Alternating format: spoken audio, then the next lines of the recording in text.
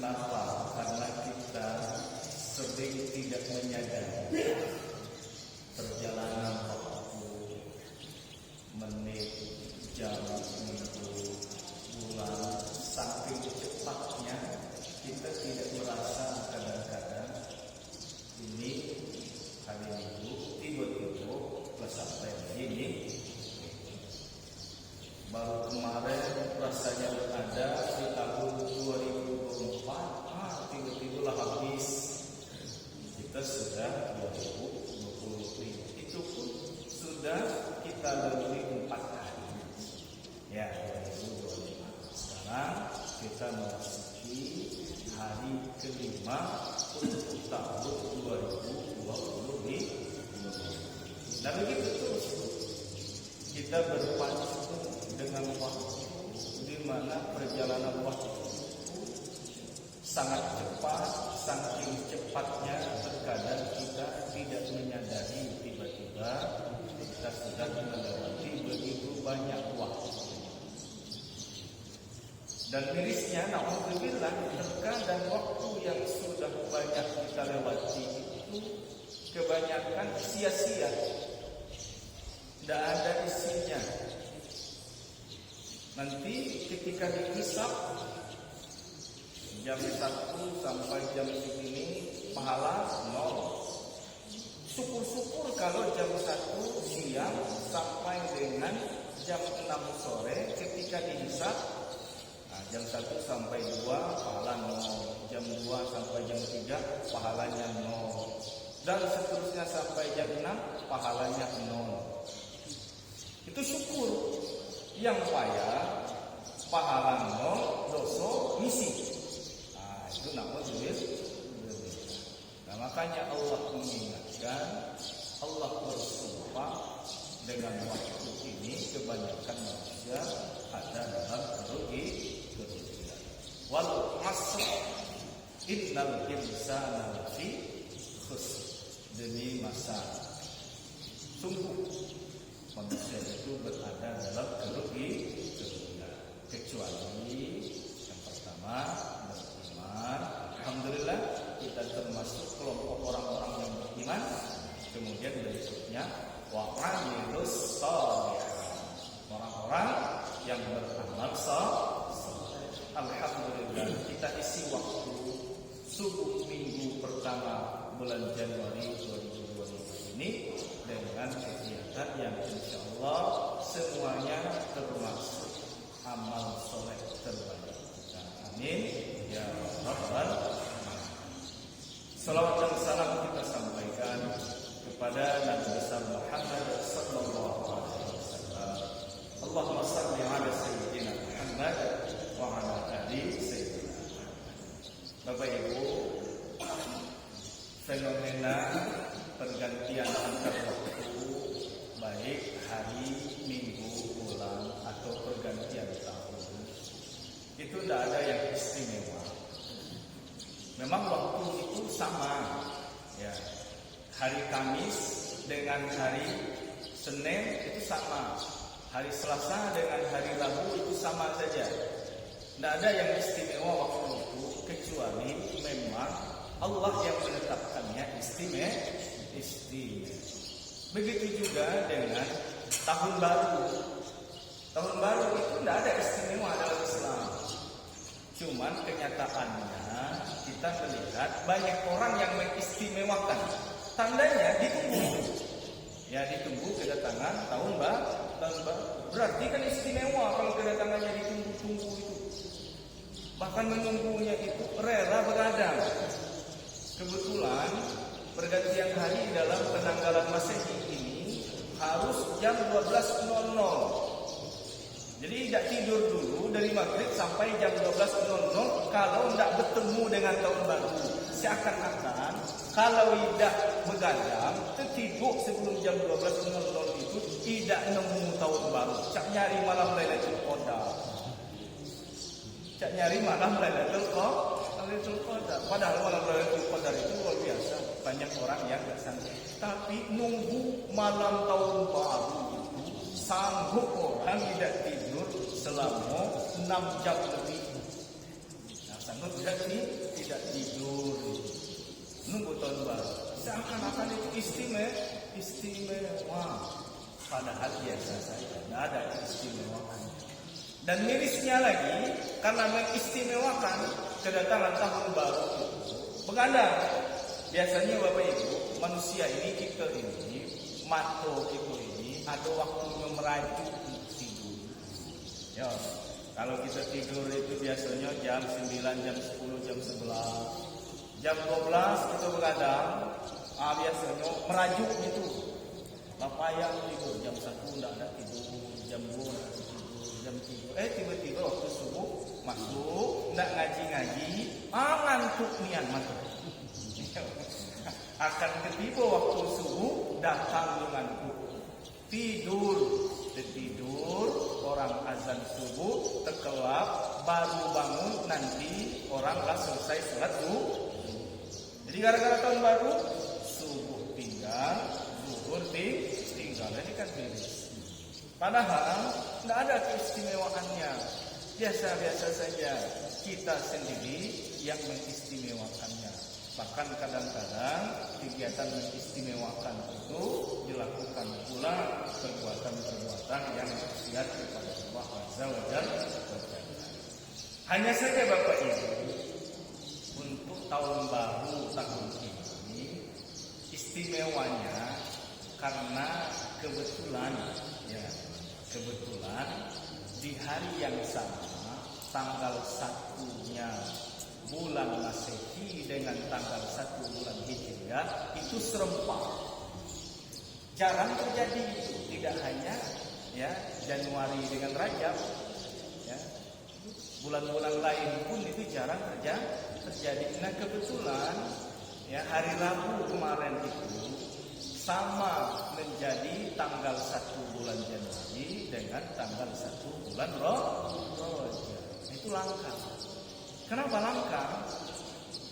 Karena jumlah bilangan hari dalam 1 bulan kalender Masehi dan 1 bulan kalender Hijriah itu beda. Kalau bilangan hari, jumlah hari 1 bulan Masehi, dulu saya ingat guru SD kelas 4, kelas 5 SD guru kami mengajarkan. Jadi hari dalam kalender Masehi itu 1 bulan kalau tidak 30 itu 1, kecuali bulan 2 Februari. Kalau Februari kan cuma 28 sebulan. Selain itu lihat, kalau pas di benjolan yang tinggi ini Januari, Februari, Maret, April, Mei. Nah, ketika bulan itu pas di benjolan yang tinggi, pasti jumlah harinya itu 1. Nah, kalau yang rendahnya 30, itu selain bulan puasa. Itu sudah jelas. Bilangan hari 1 bulan dalam kalender Masehi kalau tidak 30, 31, kemudian bulan Februari 28. Kemudian dalam kalender Islam, kalender Hijriah, bulan Hijriah, jumlah hari 1 bulan itu kalau tidak 29, 30 saja. Kalau tidak 29, 30. Jadi tidak ada 31 dalam bulan Hijriah itu jumlah harinya. Dan tidak ada pula jumlah harinya 28 seperti bulan puasa. Nah makanya nanti perbedaan jumlah hari setahun dalam Masehi dengan jumlah hari setahun dalam kalender Hijriah itu sekitar 10 sampai 11 hari. Itu sebabnya kenapa Ustaz? Nah, ini saya merasa betul itu. Waktu SD Lebaran Idul Fitri itu bulan Desember. Nah, bulan Desember. Nah, mundur. Nanti itu bulan Lebaran Idul Fitri, bulan apa itu? Maret. Bulan Maret. Karena kita mengawali puasa Januari, Februari, awal Maret puasa tahun ini. Ya, sekitar 1 atau 2 Maret. 1 atau 2 Maret. Dan itu mundur terus itu. Mundur 10 sampai 11 hari. Tahun 2006 kita puasa bukan awal Maret lagi. Tapi sudah di penghujung bulan Februari sekitar tanggal 19 atau 20 Februari. 2027 nanti awal Februari, 2028 akhir Januari, 2029 pertengahan Januari, 2030 awal Januari. Nanti ketemu berpuasa bulan Desember tahun sebelumnya, lebaran bulan Januari tahun sesudah. Bertemu pula setahun. Kita berpuasa setahun. Mudah-mudahan panjang umur. Tidak lama lagi tahun 2032 atau 2033. Kira-kira masih ya. Satu periode pilkada itu. Satu periode pilkada pemilu. Ini kan sudah 2025. Itu 5 tahun, 2030. Setelah itu 31, 32. Mudah-mudahan lah ketemu. Puasa dalam 2 tahun. Ya. Nah itu kenapa berbeda? Ya, kenapa mundur-mundur? Jawabannya itu karena perbedaan jumlah hari setahun dalam penanggalan Masehi dengan penanggalan Hijri. Nah, itu Bapak Ibu jamaah yang dimuliakan Allah Subhanahu wa taala. Nah, makanya tahun baru tahun ini istimewa, kebetulan di hari yang sama tanggal 1 Januari itu serempak dengan tanggal 1 Rajab. Apakah karena 1 Januari dengan 1 Rajab itu serempak tanggal 1-nya? Sudah pasti nanti bulan berikutnya sama-sama serempak tanggal 1-nya. Sesudah bulan Januari, Februari. Sesudah bulan Rajab apa Bapak Ibu? Sya'ban. Nah, bulan Februari dengan bulan Sya'ban nanti tanggal 1-nya itu apakah serempak? Jelas tidak. Jelas tidak serempak. Dan itu sudah dipastikan. Kalau untuk 1 Februari nanti sudah ketahuan, kita tinggal nengok kalender kan. Jumlah bilangan hari bulan Januari 31. Nah, nanti tanggal 31 itu kalau di kalender ini hari Jumat 31 Januari, otomatis 1 Februari hari Sabtu. Apakah 1 Sya'ban itu hari Sabtu? Nah, kenapa? Karena jumlah hari dalam bulan Hijriah itu kalau tidak 29, 30. Jadi kemungkinannya nanti 1 Sya'bannya itu kalau tidak hari Kamis, hari Jumat. Duluan bulan Sya'ban dulu, baru nanti hari Sabtunya bulan Februari. Jadi momen langka ini yang membuat tahun baru menjadi istimewa untuk menjadi perhatian yang mengistimewakannya apa? Yang istimewanya itu bulan Rajab, bukan bulan Januarinya. Kalau Januari biasa saja, tidak ada keistimewaannya. Tapi bulan Rajab ini itu yang menjadi istimewa. Dan alhamdulillah kita saat ini tengah berada di bulan Rajab 1446 Hijriah. Kita sudah memasuki hari ke-5. Wallahu a'lam Bapak Ibu, Rajab tahun depan itu apa masih bertemu atau tidak? Yang jelas saat ini kita kembali dipertemukan oleh Allah di bulan yang mulia ini, di bulan yang istimewa, agar waktu-waktu selama di dalam bulan Rajab ini tidak kita sia-siakan. Kembali pada kesempatan pagi ini kita melihat apa keistimewaan bulan Rajab itu. Bagaimana cara kita menyikapi kesempatan terbaik yang Allah berikan kepada kita agar waktu yang istimewa ini tidak berlalu sia-sia. Nah, Bapak Ibu jamaah yang dimuliakan Allah Subhanahu wa taala. Banyak keistimewaan bulan Rajab. Pertama, bulan Rajab itu punya nama yang bagus. Memiliki nama bagus. Maksudnya apa? Jadi begini Bapak Ibu, nama-nama bulan yang 12 itu Muharram, Safar, Rabiul Awal, Rabiul Akhir, Jumadil Awal, Jumadil Akhir, Rajab. Rajab itu bulan 7 kan saat ini. Sya'ban, Ramadan, Syawal, Zulkaidah, Zulhijjah.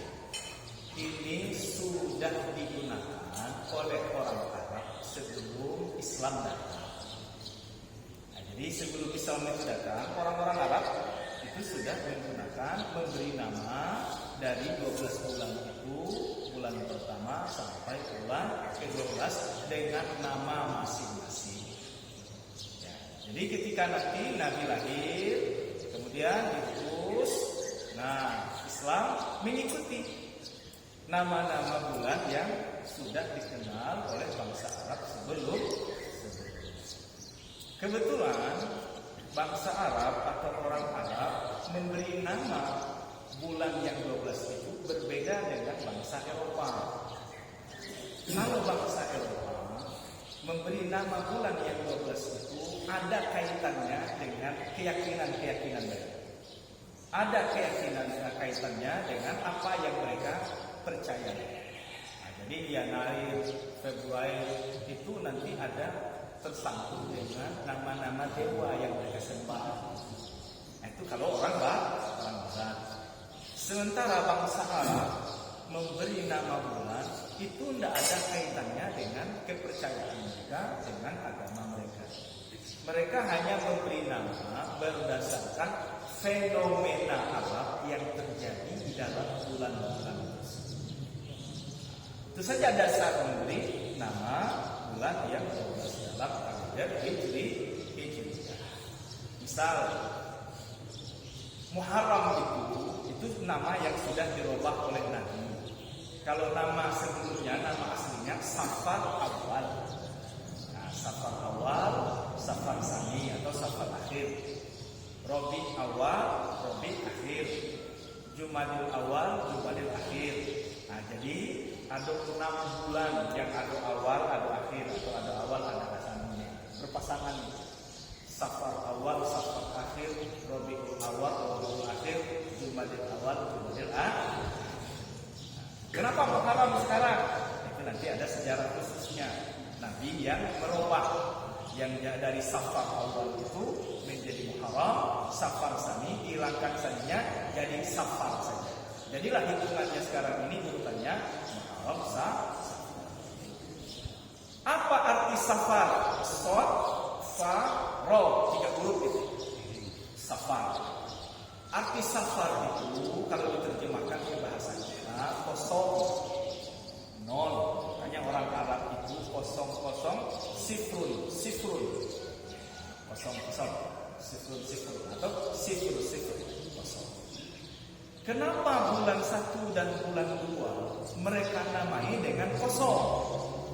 Karena ya pemukiman bangsa Arab di saat bulan 1 dan bulan 2 itu sering kosong ditinggal oleh penghuninya karena mereka melakukan perjalanan.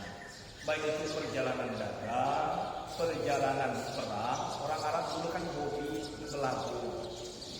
Dikit-dikit perang, ya, dikit-dikit berperang. Karena di bulan 1, bulan 2 ini rumah-rumah mereka banyak yang kosong, mereka namai bulan 1 dan bulan 2 sekarang ini dengan Safar Awal, Safar Sani. Bulan ketiga, bulan keempat kan Rabi Awal, Rabi Sani. Apa arti Rabi? Awal itu pertama, Sani kedua. Rabi itu semi. Nah, sudah terbayang kita apa yang terjadi waktu bulan kedua, bulan ketiga kebiasaannya, fenomena alam di situ. Musim semi. Kemudian daun-daun pohon itu banyak gugur. Setelah gugur timbul bunga-bunga. Jadilah nama bulan keempat, bulan kelima Rabi yang pertama, Rabi yang kedua. Bulan kelima Jumat. Jumat itu dari kata jamid, air, buku, itu jamid. Nah, terbayang kita cuaca waktu itu. Buku berarti dingin. Nah, musim dingin yang pertama Jumadil Awal, musim dingin yang kedua Jumadil Akhir. Bulan ke-7 Rajab kita tinggalkan. Nanti kita melihat keistimewaan Rajab lain dari yang lain. Kemudian Sya'ban. Sya'ban itu nama dari jalan-jalan yang ada di perbukitan-perbukitan Syiar. Mereka berpencar-pencar, ya, melakukan mencari berburu segala macam. Dinamailah bulan ke-8 itu dengan Sya'ban, berpencar-pencar. Ramadan karena di bulan ke-9 itu sering terjadi musim panas. Ramadan itu istilah yang mereka gunakan untuk menamai batu-batu yang terkena sengatan matahari yang sangat panas, itu disebut dengan Ramadan. Artinya apa? Panas. Ramadan musim panas. Syawal itu terambil dari ungkapan mereka syawwalatil ibil, terangkat ekor unta. Apa maksudnya terangkat ekor unta? Di bulan ke-10 itu kebiasaan orang Arab musim ngawin unta. Musim ngawin unta. Inilah mungkin yang diambil oleh orang Jakarta. Itu kan ada lagunya. Hujan gerimis aja, ikan teri diasini. Jangan menangis aja. Bulan Syawal.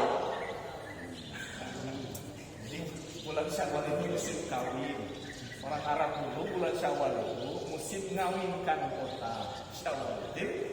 Mereka namailah bulan Syawal itu dengan bulan ke-10 dengan Syawal. Musim kawin. 11 Zulqa'dah. Itu cara nyebutnya kalau tulisan Arab. Kalau kita orang tua itu, saya sering dengar Zulqa'dah di bahasa kita itu. Cara nyebut bulan 11. Dua kata Zulqa'dah. Zul itu memiliki Qa'dah duduk. Maksudnya duduk-duduk arti Zulqa'dah. Kenapa dia menamakan duduk-duduk? Karena orang Arab di bulan ke-11 ini kebiasaannya nyantai, duduk-duduk di rumah mereka. Untuk apa? Nunggu datangnya musim haji. Berarti Ustaz, haji itu sudah ada sebelum Islam? Iya, syariat haji itu sudah ada sebelum Islam. Ya, hanya saja ketika Islam datang, ya ritual-ritual haji yang sudah terjadi penyimpangan, Ka'bah itu sudah ditaruh, berhala-berhala itu dimurnikan kembali. Kebanyakan ya manasik haji itu kan ngambil dari Nabi Ibrahim, Nabi Ismail, Siti Hajar. Makanya bangsa Arab itu di bulan ke-11 mereka duduk-duduk di rumah. Dinamailah Zul. Bulan 12 Zul mempunyai hijjah haji. Berarti di bulan itu haji dilaksanakan. Dinamailah bulan 12 itu bulan Zulhijjah, bulan haji. Jadi hanya sekedar itu arti dari nama-nama bulan itu. Muharram, Safar sampai nanti Zulqa'dah, Zulhijjah, mencerminkan peristiwa Allah yang terjadi di dalam bulan-bulan tersebut. Biasa saja, kecuali bulan Rajab.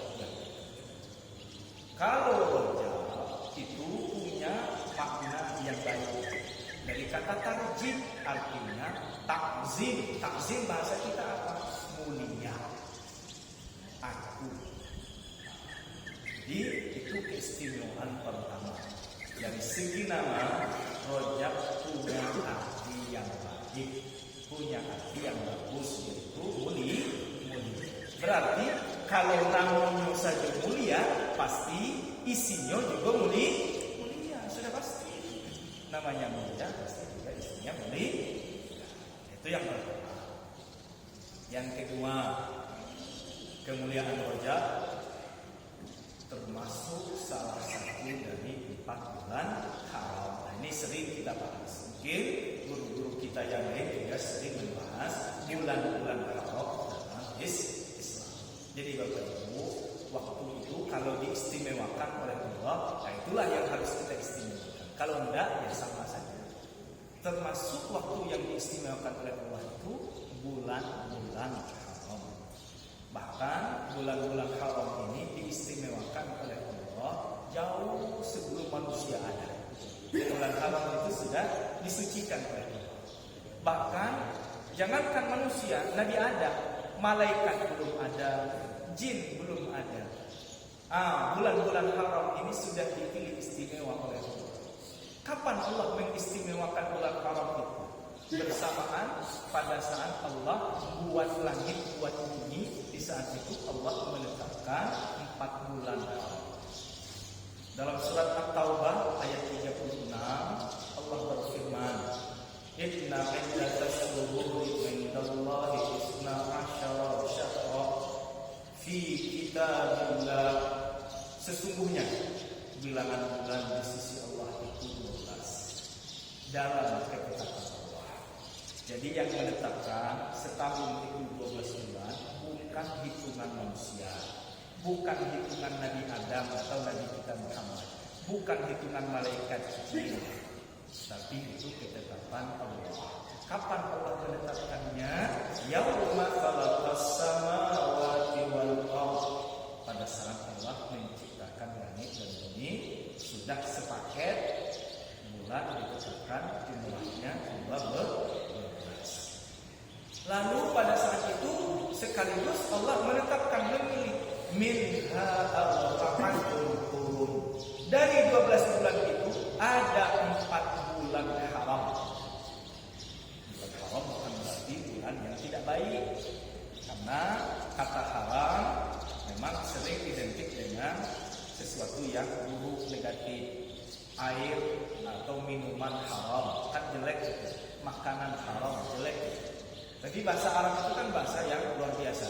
Satu kata maknanya kadang-kadang banyak. Terkadang makna satu dengan yang lain itu bertolak belakang. Termasuk kata haram. Kata haram itu memiliki makna positif, memiliki makna negatif. Nah, contoh makna yang baik, masjid haram. Itu bukan buruk itu. Kebalikannya, kalau berbeda dengan minuman haram, buruk maknanya. Tapi kalau Masjidil Haram itu tadi tanah haram, bukan tanah hasil mencuri. Ya, suci disuruh kan, tanah haram itu Mekah, Madinah, suci. Bulan haram bukan buruk, tapi suci. Nah, jadi Allah pada saat menetapkan bilangan bulan 12 ketika langit bumi diciptakan, sekaligus memilih 4 bulan suci. Apa saja 4 itu? 3 berturut-turut kata Nabi. Apa itu? Zulkaidah, Zulhijjah, Muharram. Kenapa berturut-turut 3 ini? Karena Zulkaidah bulan 11, Zulhijjah bulan 12, Muharram bulan 3. Tidak, 13 habis kan? Kalau sudah 12 berarti bulan 1. Jangan nanti Zulkaidah 11, Zulhijjah 12, Muharram 13. Jadi Muharram itu bulan 1. Urut dekat. Ini yang 3. Kemudian yang satunya lagi ditaruh di tengah bulan Rajab. Jadi 4 kalau ada cucu kita bertanya tugas PR atau pelajaran agama. Ini ada soal, sebutkan nama-nama bulan haram. Tahu kita? Zulkaidah, Zulhijjah, Muharram, Rajab. Kalau kita sebut Zulkaidah, Zulhijjah, Muharram, Ramadan, salah jawaban kita. Ya salah ini kecil dulu kan. Ini dari nenek saya mengajarkan bulan haram itu Zulkaidah, Zulhijjah, Muharram, Ramadan, kecil nenek. Nah, itu salah. Jadi bulan haram itu Zulkaidah, Zulhijjah, Muharram, Rajab. 4 bulan haram. Berarti bulan Rajab saat ini termasuk ke dalam bulan mulia, bulan yang suci. Bapak Ibu jamaah yang dimuliakan Allah, keistimewaan ketiga, bulan haram kan bukan hanya bulan Rajab. Lalu apa yang membuat istimewa dia dibandingkan dengan 3 bulan yang lain? Pertama, Rajab ini tetangga dekat dengan Ramadan. Dia bertetangga dekat dengan bulan Ramadan. Jaraknya cuma 1 bulan. Rajab, Sya'ban, Ramadan. Jadi kalau paling agung bulan dalam 12 itu kan bulan Ramadan. Setelahnya bulan Ramadan. Dia bertetangga dengan bulan Ramadan. Nah makanya kenapa ketika bulan Rajab datang sering kita mendengar orang umat Islam ini, ulama-ulama kita, guru-guru kita banyak berdoa yang nyebut-nyebut Rajab dan Ramadan. Nyebut-nyebut nama Rajab dan Ramadan. Apa bunyi doanya? Mungkin di antara Bapak Ibu banyak yang sudah hafal. Ya, dan bahkan juga sudah sering mengamalkan. Apa bunyi doanya itu? Allahumma barik lana. Jangan fima rozaqtana ya Bapak Ibu. Udah makan kalau minta maaf fima rozaqtana. Allahumma barik lana fi Rajab wa Sya'ban wa ballighna. Mudah kita ngapalnya itu. Ingat saja doa makan tambah ujungnya. Allahumma barik lana fi Rajab wa Sya'ban wa ballighna. Ya Allah, berkahilah kami di dalam bulan Rajab dan bulan Sya'ban, sampaikan kami dengan doa. Nah, artinya ketika berada bulan Rajab itu, bulan Ramadan lah disebut-sebut. Bulan Ramadan sudah disebut-sebut. Ini ya. Nah, Bapak Ibu jamaah yang dimuliakan Allah Subhanahu wa taala. Keistimewaan berikutnya, di dalam bulan Rajab ada peristiwa sejarah penting yang dialami oleh Nabi kita Muhammad SAW, dan bahkan satu-satunya manusia yang pernah hidup di dunia ini yang mengalami peristiwa itu hanya Nabi kita Muhammad SAW. Peristiwa apa itu? Isra Mi'raj itu terjadi di dalam bulan Rajab, tepatnya tanggal 27 Rajab.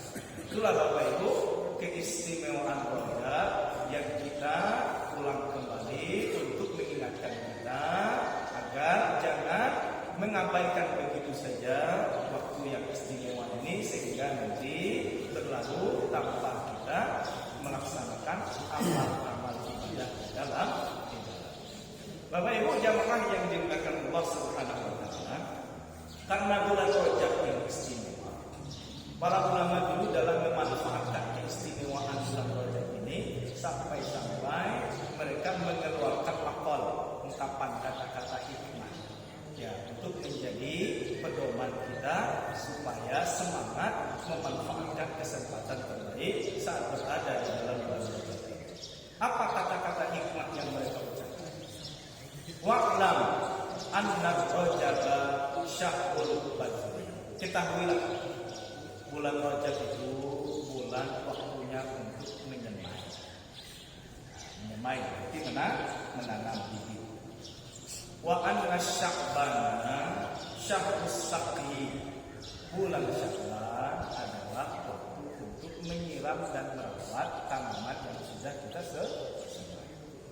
Wa anna Ramadan syahrul hasad.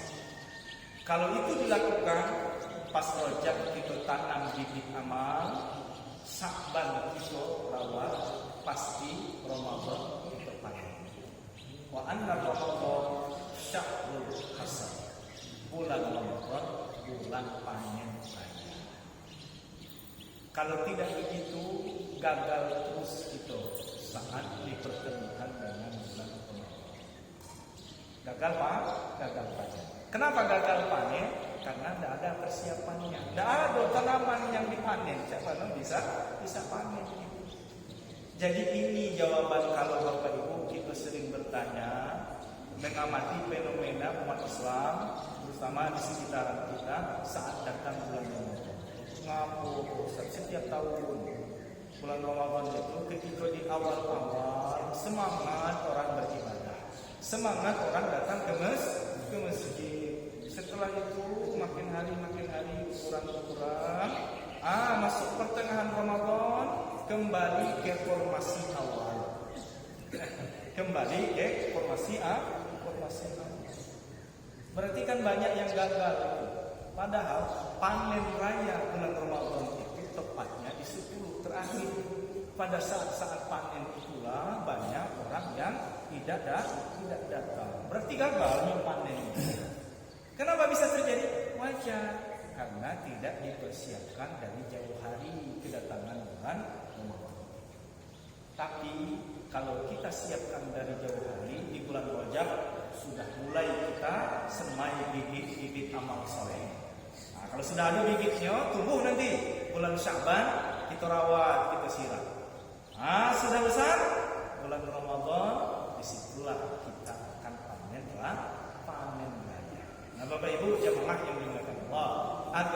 tidak gagal panen nanti saat dipertemukan dengan bulan Ramadan, insya Allah tentu sekarang kita sudah mulai menanam bibit amal soleh.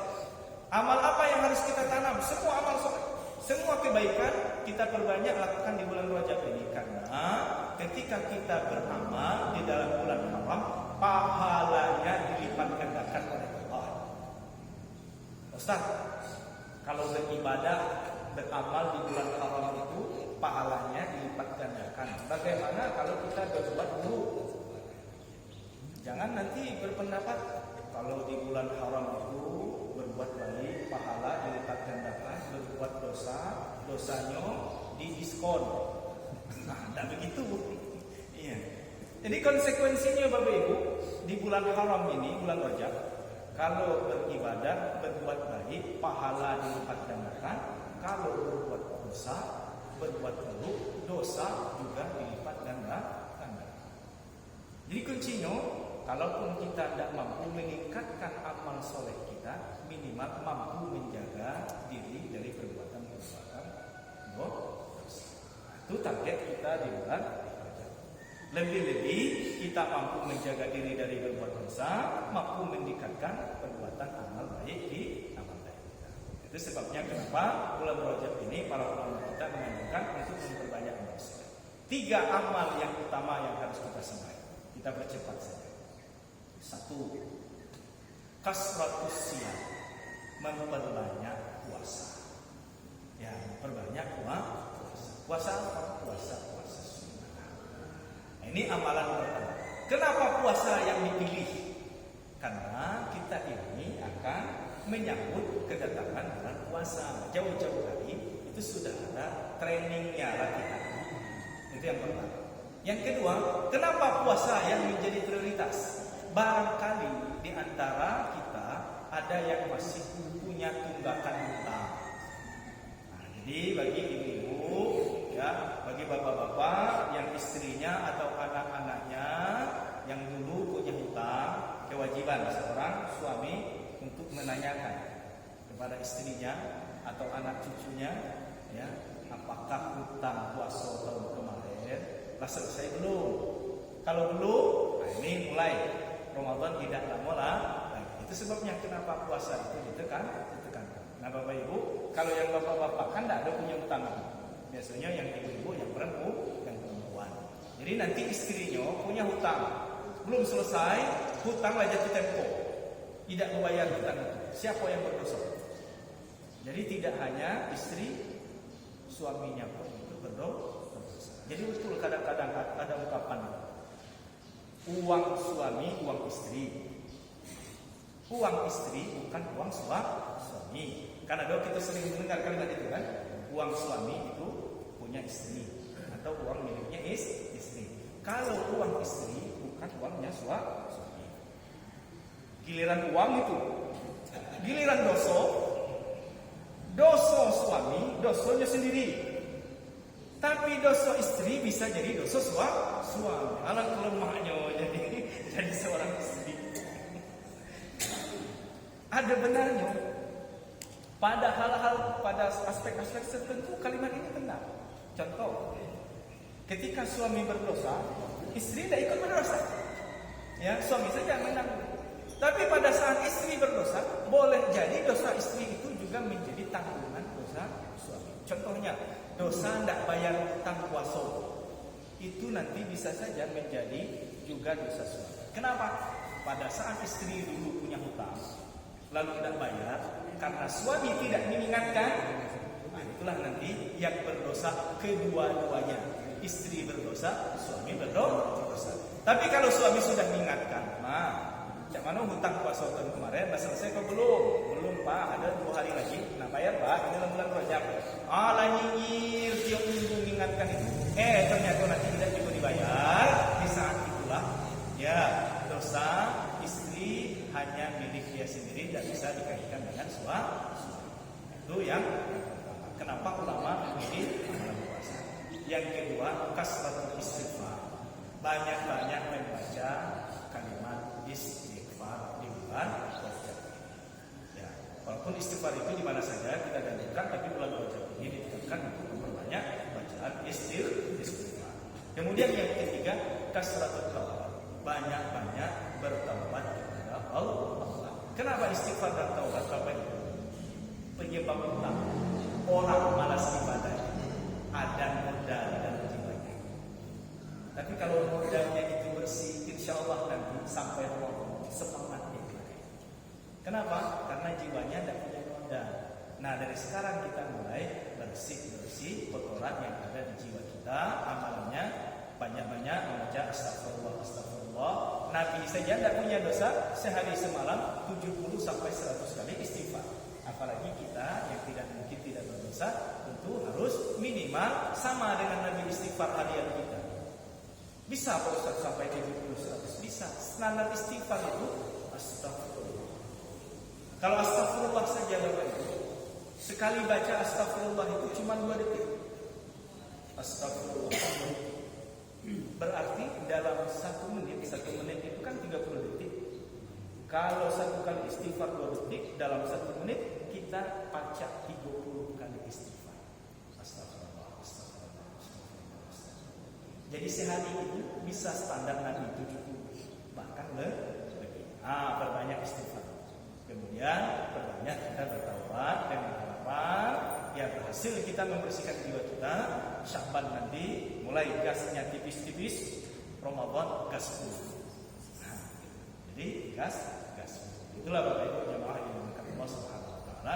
Mudah-mudahan kita mendapatkan keberkahan dari Allah selama berada di bulan Rajab dan Sya'ban, dipanjangkan umur sehingga nanti kita bisa bertemu dengan bulan Ramadan tahun ini. Amin. Terima kasih atas perhatian Bapak Ibu. Mohon maaf bila saya tutup dengan membaca doa kafaratul majlis. Subhanallah wa bihamdihi, asyhadu an